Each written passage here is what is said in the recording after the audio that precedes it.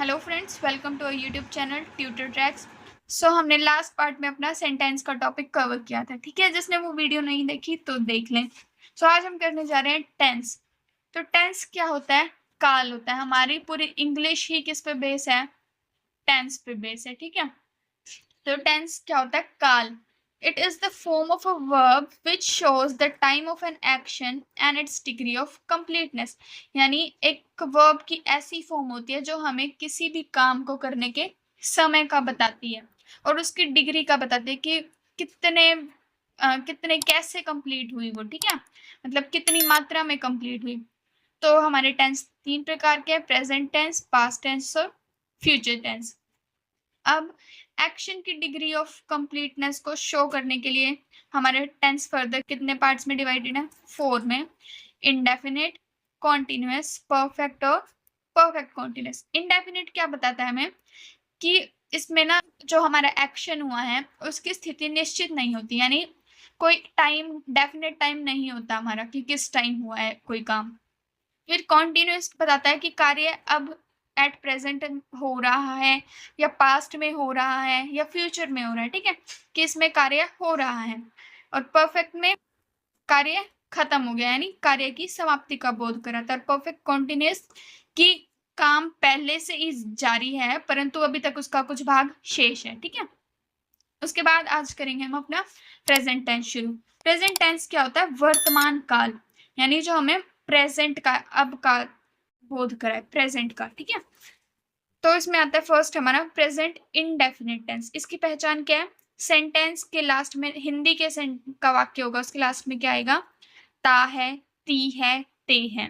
जैसे वह पढ़ता है, ही स्टडी, वह पढ़ती है, शी स्टडी, ठीक है। काम के वर्तमान में पूरा होने या ना होने की निश्चित बात नहीं कही जाती, ठीक है। इसमें काम पूरा भी हो जाता है और नहीं भी होता। इसका फॉर्मेट क्या होगा? सब्जेक्ट प्लस वर्ब की फर्स्ट फॉर्म के साथ एस या एस प्लस ऑब्जेक्ट। और ये होगा हमारा अफर्मेटिव, जो हमारा सिंपल सेंटेंस होगा। नेगेटिव का क्या होगा?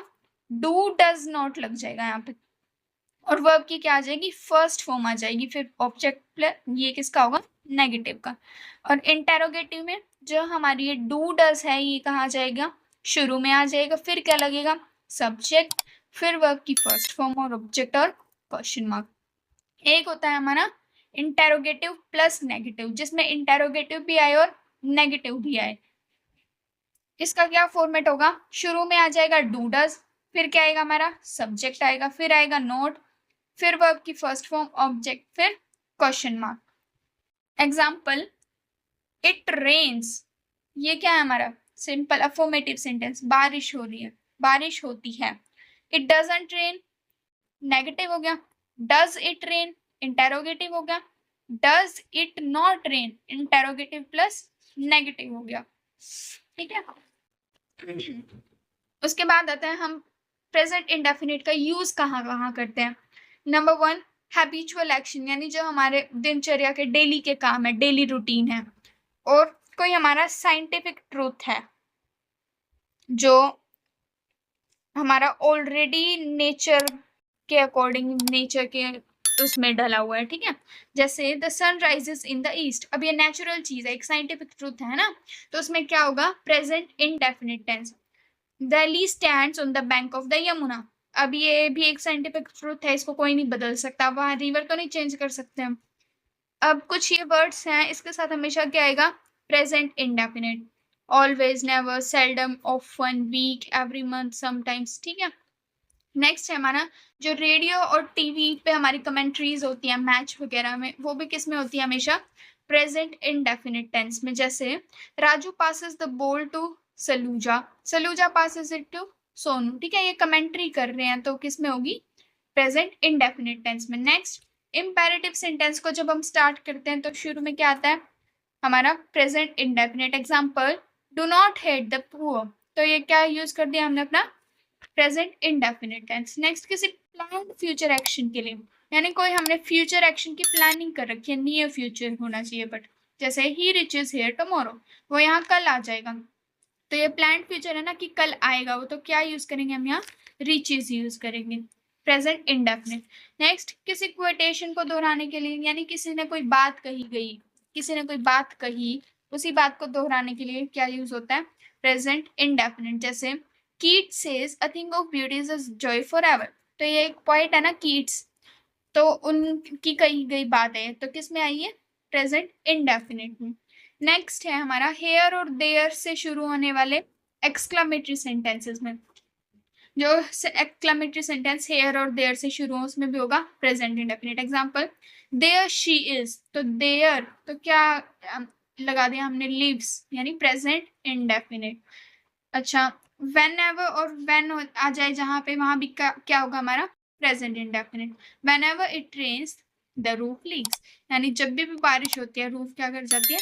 लीक कर जाती है। ठीक है, ये था हमारा प्रेजेंट इंडेफिनिट टेंस। उसके बाद आता है हमारा प्रेजेंट कॉन्टिन्यूअस टेंस।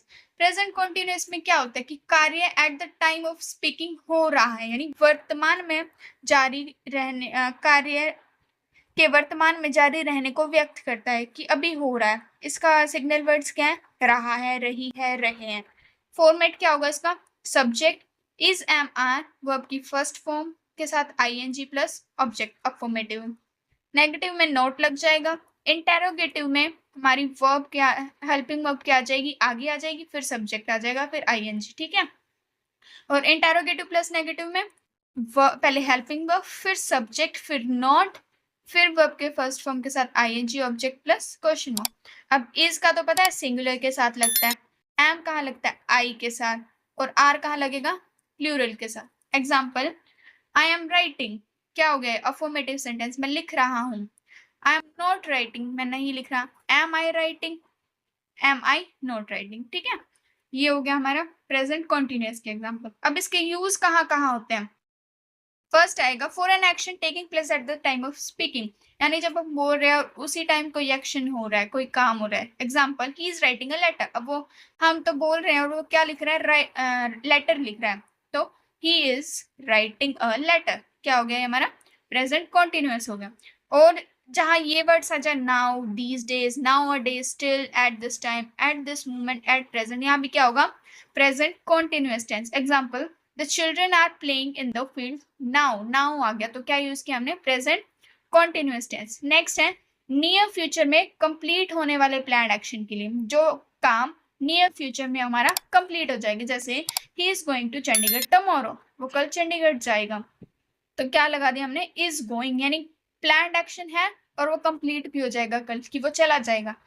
अब है किसी टेम्परेरी सिचुएशन के लिए, जैसे the postman is standing at the gate. अब पोस्टमैन गेट पे खड़ा है, तो वो कुछ देर ही खड़ा रहेगा ना, ये तो है नहीं जिंदगी भर वो गेट पे ही खड़ा रहेगा। तो ये क्या है? हमारी टेम्परेरी सिचुएशन है, तो क्या यूज किया हमने? Is standing. फिर है जो action at the time of speaking नहीं हो रहे बट रेगुलर प्रोसेस में हो रहे हैं, मतलब जब हम बोल रहे हैं तब नहीं हो रहा बट वैसे वो होता है। जैसे I am serving in this office, अब जब वो बता रहा है तब वो ऑफिस में नहीं है बट वैसे तो वो उस ऑफिस में काम करता है ना। तो यही है कि eight the time of speaking नहीं हो रहा बट रेगुलर प्रोसेस में लगातार हो रहा है। ठीक है, तो ये था हमारा प्रेजेंट कॉन्टिन्यूअस। आई होप आपको समझ आया होगा। अगर